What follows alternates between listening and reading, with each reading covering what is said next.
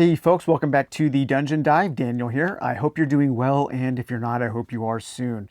About a year ago on the channel, we took a look at a game by Brandon Lee called Cartograph, and it's a solo RPG journaling game all about mapping a fantasy land. And since that time, Brandon Lee has designed and released a greatly expanded version called Cartograph, the Atlas Edition. And I did purchase this. The original version was sent to the channel as a review copy. But you can find this on a number of different stores, and it is readily available. So just Google Cartograph Atlas Edition and you can find a place to buy it. And this is published by Ravens Ridge Press. Let's read a little bit here. You have your parchment, you have your sextant. A new land stretches before you. All there is to do is discover it. Cartograph is a solo or GM-less tabletop role-playing game about exploring a new world and creating a detailed map along the way.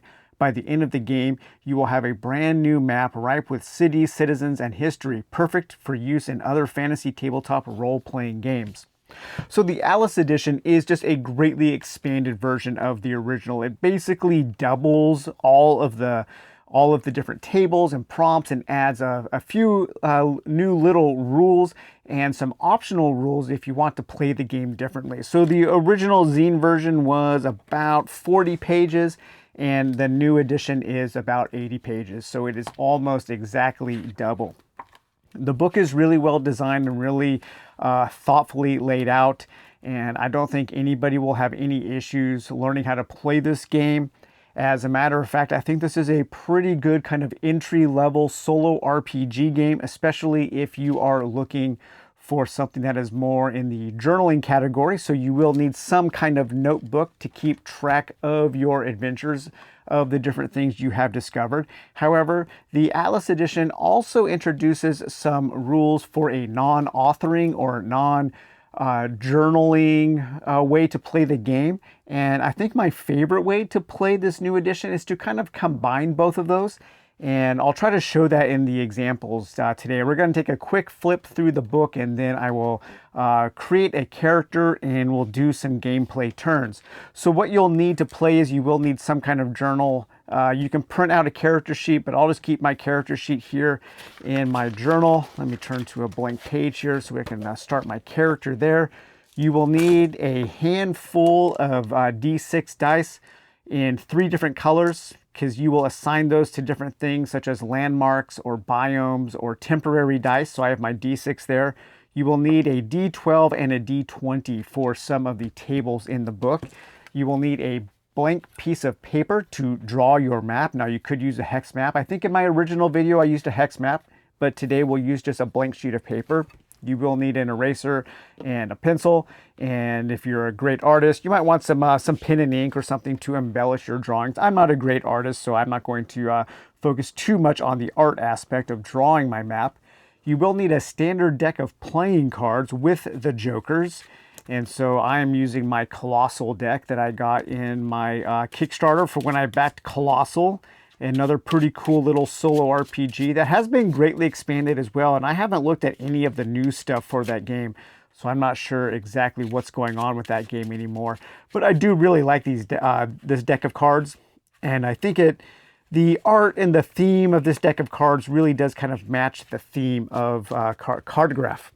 Also, for this game, I've decided to pull out my deck of signs. And this is a deck that is for the RPG Tales of Argosa. And this deck of cards and Tales of Argosa is available on DriveThruRPG. I have purchased both, but I haven't done a deep dive into the rules yet. But this little Oracle deck might come in handy. It has a lot of really cool images, a lot of cool fantasy images that can help you when you need to come up with something on the fly, and it has some words and just some different things that might help. I don't know if I'll remember to use this deck of cards, or I don't know if it will come in handy, but I thought I would have it out just in case. And so that's everything you'll need to play Cartograph. And so in the book here, we have just a basic overview. It goes over everything that you will need, and then how to set up, how to create your cartographer. So this is your character. Characters are pretty simple in this game. If you take a look at the character sheet, you basically have a name and some different things like pronouns, specialization, reputation, disposition, and value. And then you have three kind of, basically they are abstracted currencies. We have coins, wares, and food. And then you can keep track of your specific items, and specific items can have mechanical advantages. You can keep track of your wounds, and then you also need to keep track of how many times you've drawn certain jokers, because there are, I think, 3 different triggers for the end of the game. One is if you ever take 3 wounds that you can't get rid of, your character basically becomes too wounded to carry on, so that triggers the end of a game. If you draw 3 black jokers or 3 red jokers, then that triggers the end of the game. And also, if you ever run out of D6 in your dice pool, then that also triggers the end of the game. And those are kind of like bad ways that the game can end. The good way that your game can end is to explore, is to draw your map with a certain number of locations or a certain number of coastlines. And so that way your map is kind of complete. But of course you can always continue to play in that map and you can keep adding things. So let's just start by making our character here. We'll kind of do an overview and gameplay example at the same time. Okay, so I'll have my name here. I'll just fill out this character sheet here. So we have name, value, pronouns. I will be a he. I usually like playing guys. Disposition, specialization, and reputation. Reputation always starts at 0, and it can go to +3 or -3, and that can help you in determining certain things when you are responding to the various prompts and whatnot. We have coins, we have wares, almost wrote items, we have wares, and we have food. And then we have a list of items that we can keep, a list of wounds, and then we need to keep track of our jokers. And so we can have 3 of each, red or black. So there's red and black. Okay, so there is our character sheet. Now let's go back to our rules here. Okay, so we will start with 1 food. Food is used for when you travel large distances. You can hunt to gain more food, or you can also buy it. There are other ways that we can find food. We have 1 wares and we have 1 coin. Wares are kind of just generic goods that you have. There is a wares table. So if you want to come up with the specific ware that you are carrying, you can. But just think of these as generic things that your character has. These typically don't have any kind of gameplay mechanism involved, but you can buy and sell wares in order to get more coins.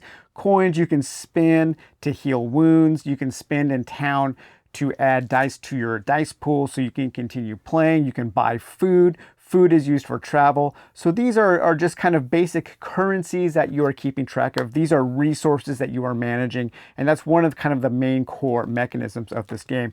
But let's go back to these tables here. So the back of the book has all the tables, and let's go to our wares table, and let's just see what we are carrying. So we'll draw a card, and we have a king here. Oh, no, actually it's not a card, it's a D20.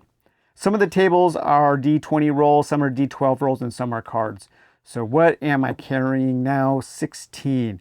I have a bone. Used in what practice? Okay, so a bone. Why am I carrying a bone? That could come into our character's background story. Maybe that bone is actually a fossil, and we have discovered this weird fossil or something, and we have traveled to the land where we think that fossil is from, and so we're kind of going on an expedition to find the creatures, to find that kind of, archaeology or whatever, to determine what that fossil is from. That might be kind of fun. But let's see what happens here. All right, so let's roll up our character name. So it does have a whole bunch of tables to come up with names. And the tables in the back also have ways to come up with region names and encampment names, city names, town names, all kinds of different tables for generating names and NPCs and places. So it's really cool. I love all the expanded tables in this game. Okay, so what is my character's name? 6. I am Veli Veli Level. Veli Level. That's a cool name. All right, so Veli Level.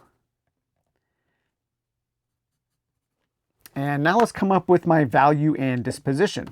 5. My disposition is excitable. Okay, excitable.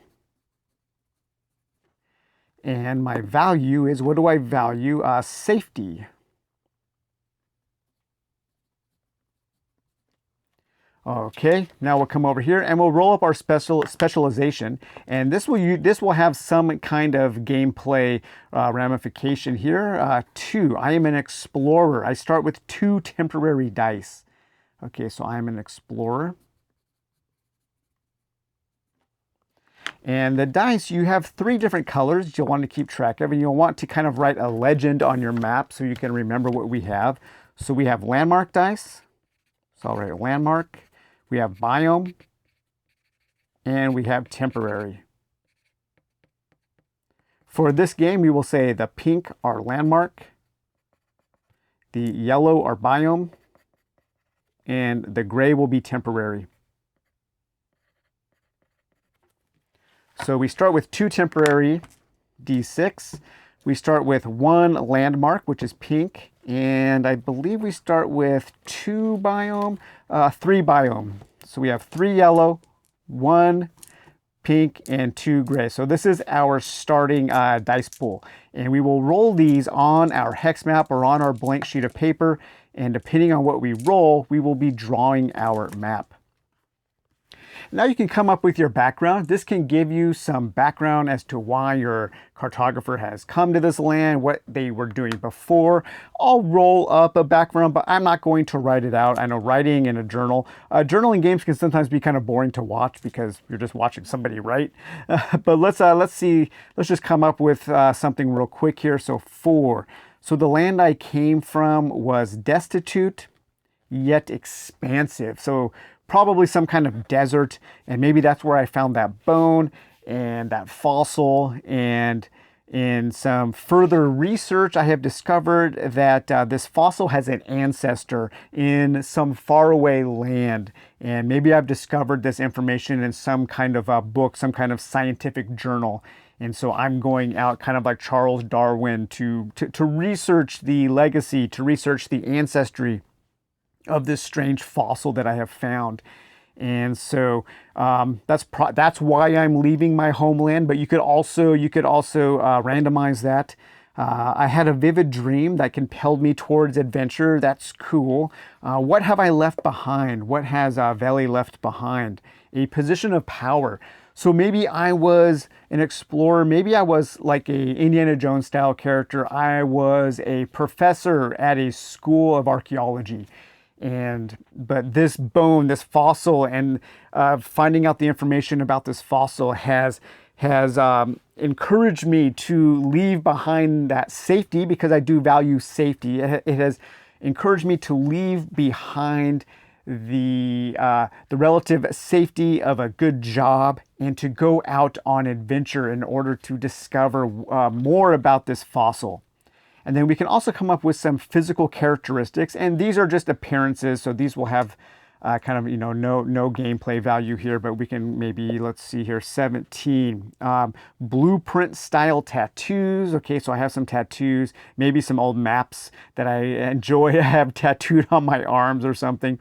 Or maybe after I go out and explore, I always get a tattoo of something on the map that I have discovered that was meaningful to me. And so my skin has become kind of a permanent map of my adventures. That might be kind of cool.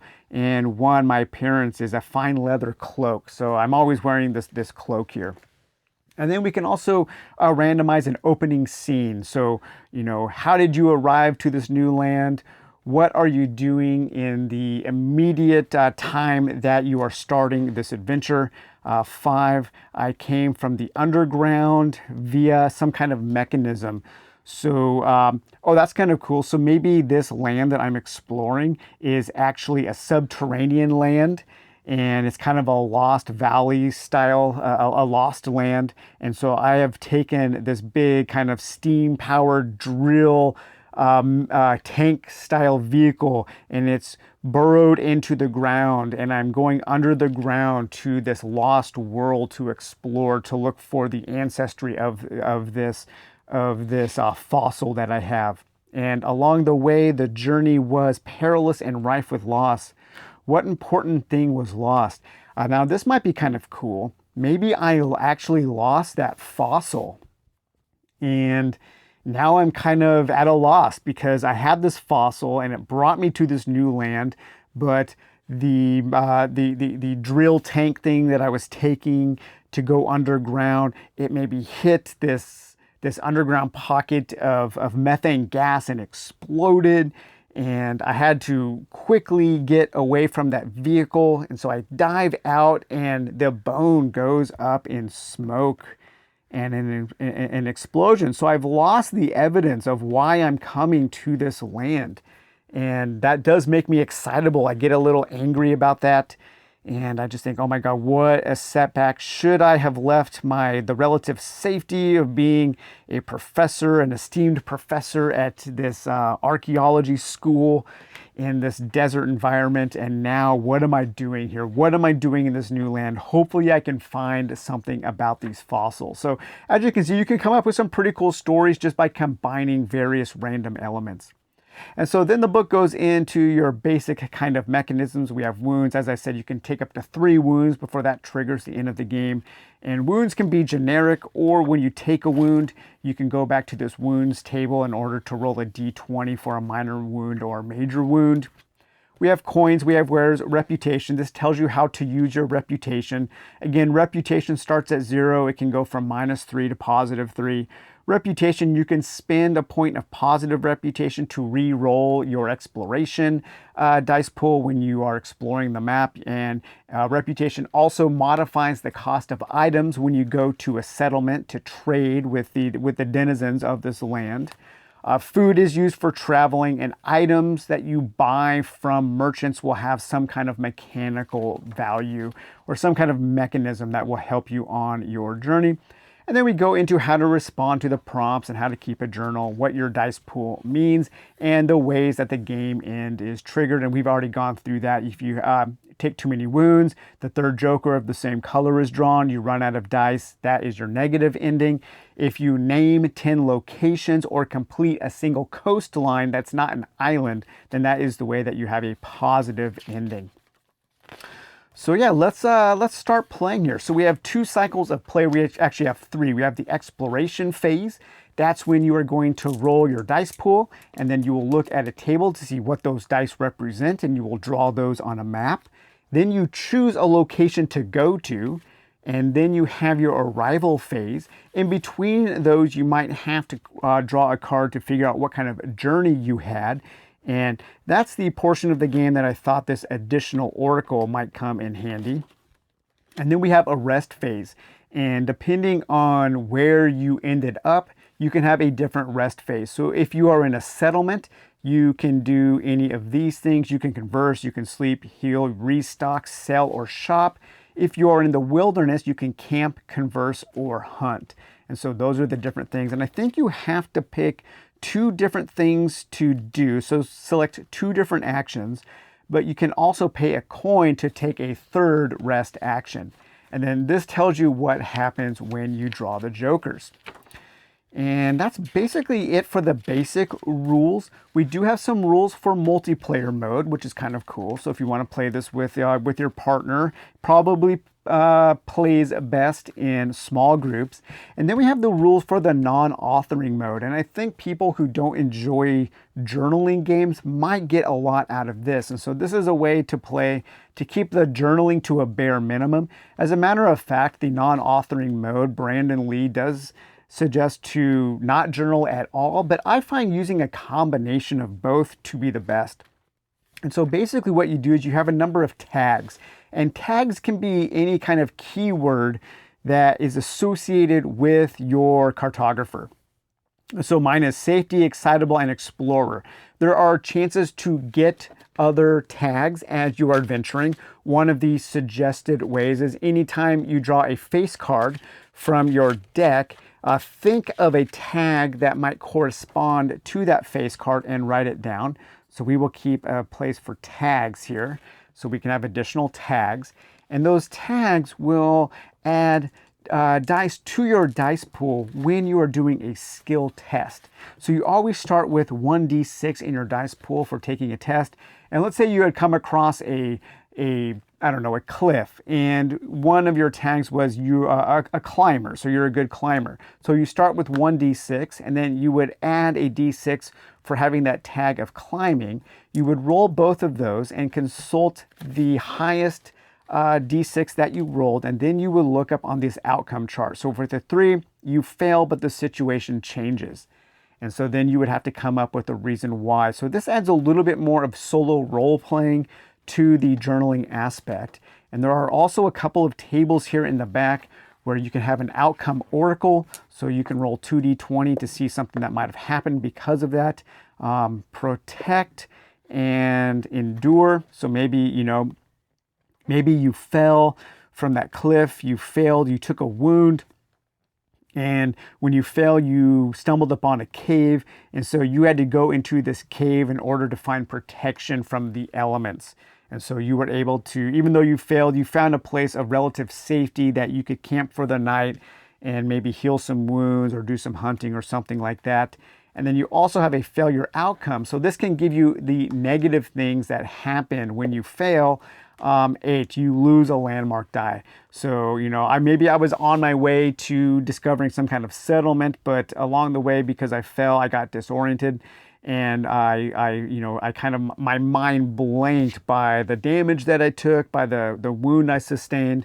And so I lost my way. And so I would remove a landmark die from my pool of exploration dice. So this is pretty cool. I really like this.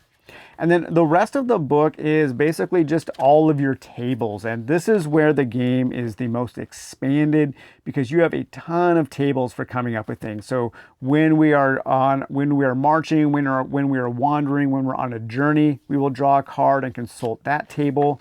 The exploration table is for when we roll our d6 to determine what is on our map. We can also use cards. We can use the suits to determine the weather while we are out on an adventure. We don't have to do that. That is optional. What happens when you draw your jokers? And then all of the tables have a table for the red suits and the black suits. So we have item tables. We have encampment prompts, town prompts, city prompts, discovery prompts, forest prompts, mountain prompts, lake prompts, open land, and open land prompts. Then we have a table to generate names for forests, names for mountains, names for lakes and open land names, city names, town names, encampment names, region names, different types of people, different ways to roll up different groups of people that you might discover. These people are certain people that this will trigger certain things. So let's say we stumbled upon, some kind of nomadic tribe, and what were they like? They nomadic. Hey, okay. So yes, nomadic. They are many voiced. So maybe they all speak as one, and they are traders. Okay, so like you come across this nomadic group of merchants who all speak in unison, and they tell you, we are the people who travel. We are the people who sell. What are you buying? And so then you could converse with them and come up with something. And let's see, these people, that is a 6. These people move slowly and with purpose. So these are kind of like, I imagine them being kind of like turtle-like pack rats who travel very slowly in this group, and they speak in unison. And man, that's kind of cool. My mind is already wandering about, man, that could be a really neat adventure. You tag along with them and maybe find out more about their people and where they come from. We have a wares table, a currency table. If you don't want to just use coin as a kind of a generic term, you can roll a currency. So these nomadic turtle people, what do they use as a currency? They use artifacts as a currency. So maybe they value history a lot. When you want to hunt, you can use your hunt table. Here we have our wounds table, our outcome oracle, and our failure outcomes table. So really cool. There's a lot going on in this game. And I think if you liked the basic version at all, the original zine version, I highly recommend upgrading to this version. So let's see, let's move some of this out of the way, and then let's get our blank sheet of paper out. Okay, so there's our blank sheet of paper. Let's draw a little compass here for north, and let's roll up our dice. So this is our starting dice pool. We have a landmark, we have 3 biomes, and because of my explorer specialization, I have 2 temporary dice. Temporary dice you lose after a complete turn, and these can be either landmarks or biomes. All right, so let's roll these out, and you kind of want to cup your roll so they kind of stay centralized on your map. So we'll start exploring in this region, and this is where you can get kind of creative. You don't have to play the dice right where they land, so we can take a look at these here. Okay, let's start with our landmark is a 2. And if we go to our exploration table, we have an encampment. And for all landmarks, we want to draw a little bit of a coastline around that landmark. So I'm going to just kind of draw a little bit of coastline here, a couple centimeters, the book says. Okay, so let me try to make that a little darker here. And this was an encampment. And so encampments, I will usually just draw kind of a little tint here. That is a very, very small settlement. A very, very small kind of, there might just be a group of hunters there or something like that. Now 6 is a discovery, and it's right off the coast here. I'm actually going to make this an island off the coast of this little encampment. And I don't know what that is yet, so I'm going to write a discovery there. So maybe I will start here, and then I will travel out to this island and discover what is on that island. Okay, so we've used both of those. This goes back to my dice pool. The temporary dice gets placed back into the bag or into your group of dice that you'll use later. And then now we have our biome. So a biome of a 5 is the same as the closest biome. This is open land. So we don't really know what this is until we travel there. So this is just open land. I usually just draw a few little blades of grass. And this is also open land. And a 4 here, that is open land. So we have a lot of open land here. So I'm just going to draw some open land. So we don't really know too much about these areas until we go and explore them. Now I want to say that these 2 here are actually one open land, one node of open land. I like to keep track of the different places that I don't know yet with circles. So those are places that I can go to and travel to. And we have different open land here. So we have 3 different places we can go here. We don't really know what they are yet until we travel there. And then we have our settlement here, our little encampment, and we have some mysterious thing that is existing off this island here. Okay, so we aren't traveling on our first day because we don't really know where we are, or we don't have to choose a location. We just have to choose a starting location. I am going to start in this settlement here. So I'll just draw a little circle there. And let's see what happens in this settlement. So maybe we've come to this settlement to start our adventure. We've come to this underground world, and we are in this settlement. Maybe these are the people who we have hired to help us on our way. They're kind of like our Sherpas. And so let's draw a card here and see what happens on our first day in this encampment. So we have a queen. Okay, so the queen, I will be able to add a tag. And this is a red queen. So a hastily constructed church. What do the people here worship? Gain a temporary die. Okay, so I have, I have these dice so far in my pool, and I get to add a die, a temporary die for my next turn. Okay, so a temporary church. So maybe these Sherpa, these guides, these native guides that we have hired, I've hired them to help me. I've explained this fossil that I lost. Maybe they know something about it, and in the evening they have set up a little shrine to their god. And let's come up with these people here. So who are these people? Who have we hired? And let's go to our tables here, our people tables. So these people are 9. They are inquisitive. Maybe that's why we hired them, because we know that they also want to discover the origins of this weird anomalous fossil we found. They are muscular, so they are physically capable to help me traverse this land, and they are refugees. So maybe they were kicked out of their church. They are apostates, but they still find value in their faith, even though they are apostates. So they have to go around and they have to set up these temporary shrines in order to continue their worship. That's kind of cool. And 14, they ride mechanical mounts. I don't like that. I think these people would actually be, would not ride mechanical mounts. And I'm going to say that they regard the soil with reverence. Okay, that's kind of cool. Okay, so that was basically our arrival phase. And in the first turn of the game, that's just where we start. And now we are in our rest phase. And so we lose all temporary dice except for the dice that we just got from a last prompt. So I can use this temporary D6 on my next exploration phase.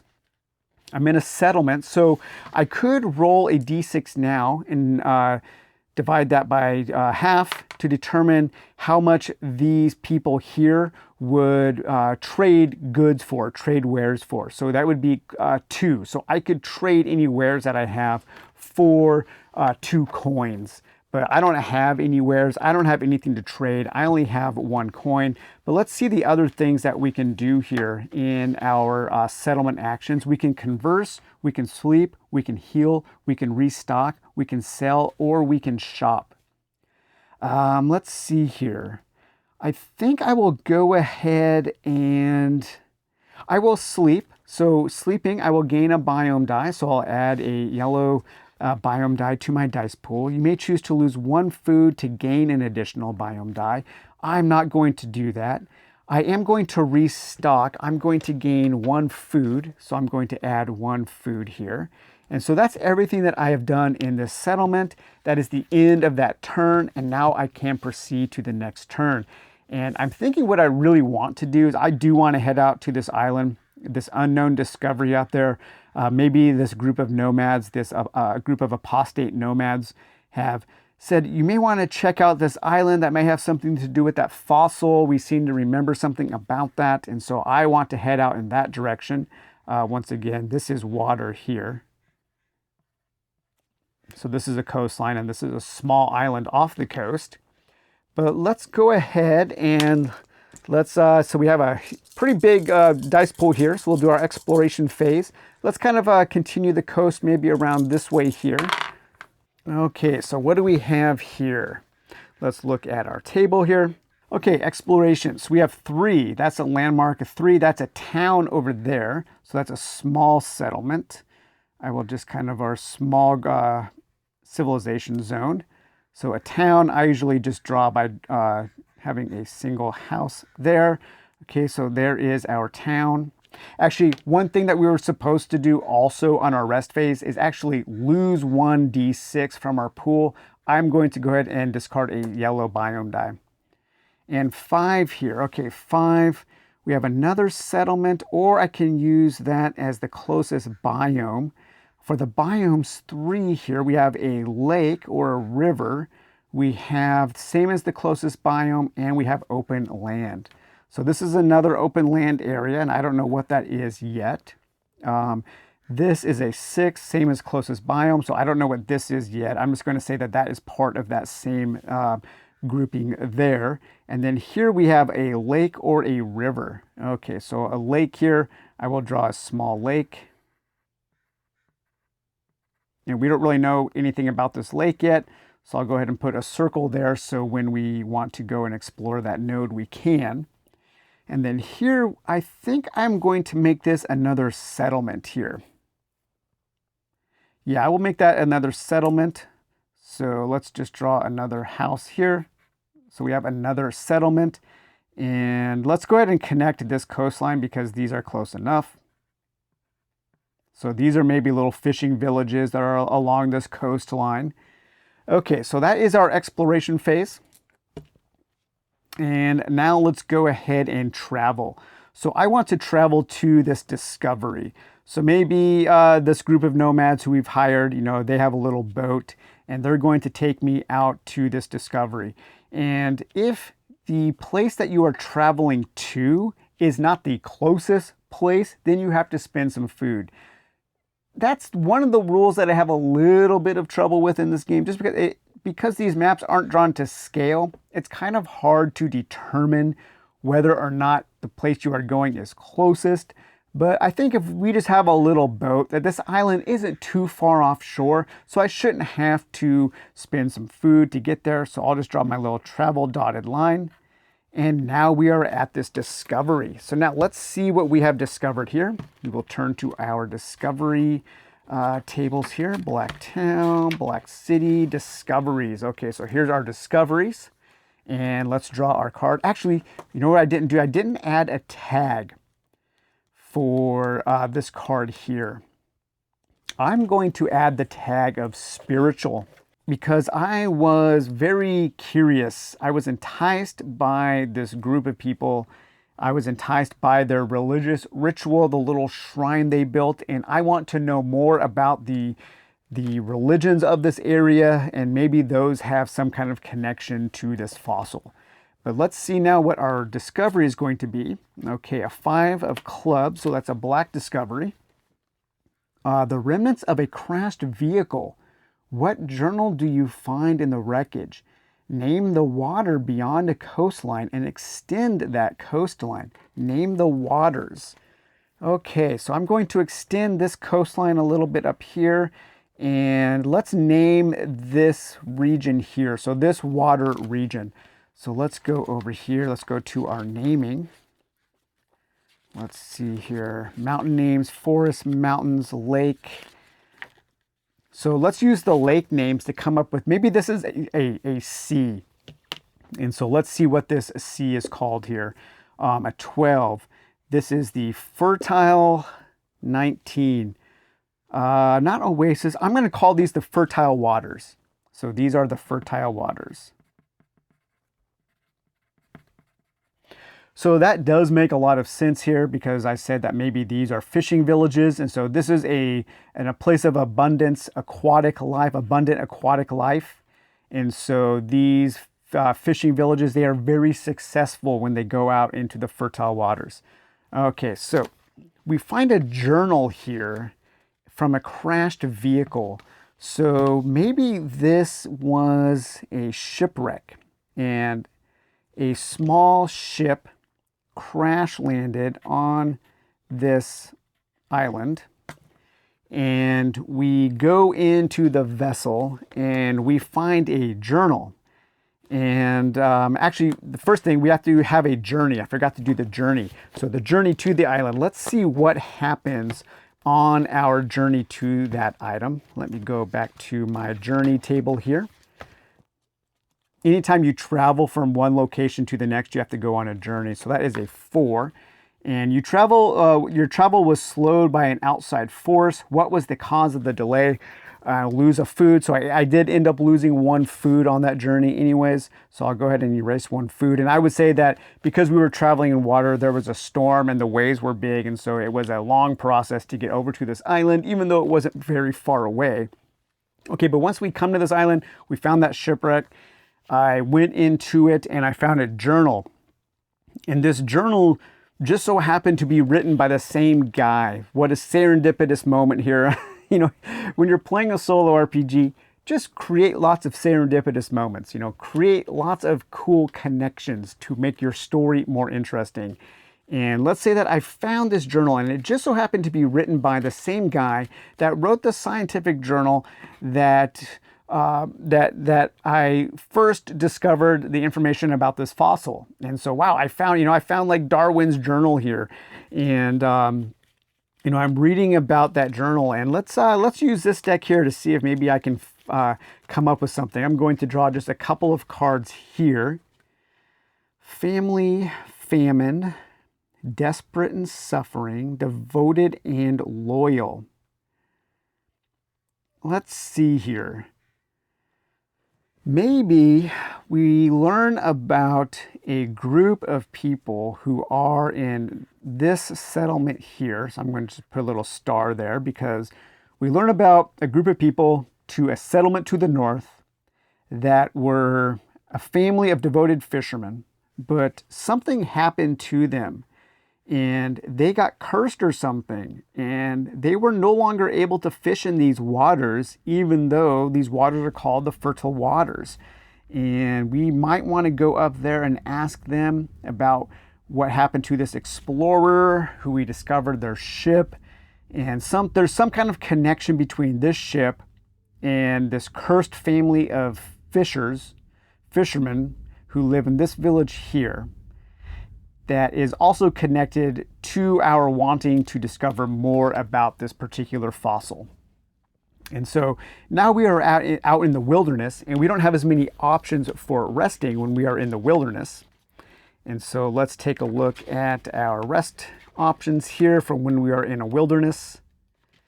We can camp, we can converse, we can hunt. And so those are the things that we could do. I could choose 2 of those, and then I would have to discard another die from my pool, and then we would continue with that cycle. So yeah, I like this game. I think this game is super fun.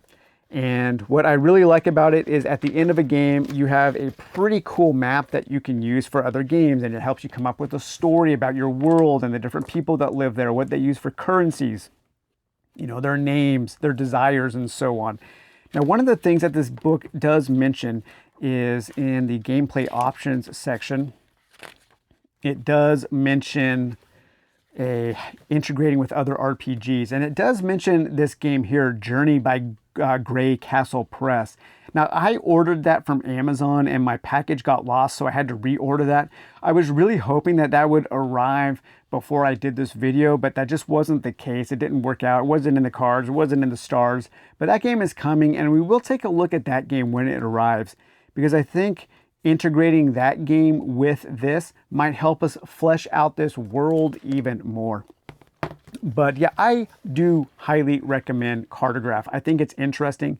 I think there are just enough mechanisms there to keep people who don't like journaling enticed, interested. And I think that the journaling aspect is really interesting, especially for people who like building worlds, people who like developing the worlds that they want to play in. And I like doing that. Developing worlds is one of my favorite things as a tabletop gamer. It's something that I actually enjoy often, even more than playing a game. But you're playing a game here, but you know, more than just playing a solo RPG. I like thinking about the world, thinking about the people, thinking about how things connect and how my character can live in this world and the things that they learn. Another thing I like about this game is that it's almost completely devoid of any kind of conflict. It's a very chill game. It's a peaceful game. And sometimes in these days that can be filled with chaotic things beyond our control, it's nice to have this kind of control in a world that is peaceful, in a world that we can just live in and have a nice time playing. So I hope you enjoyed this look at Cartograph, the Atlas Edition. We will talk to you later. Bye-bye.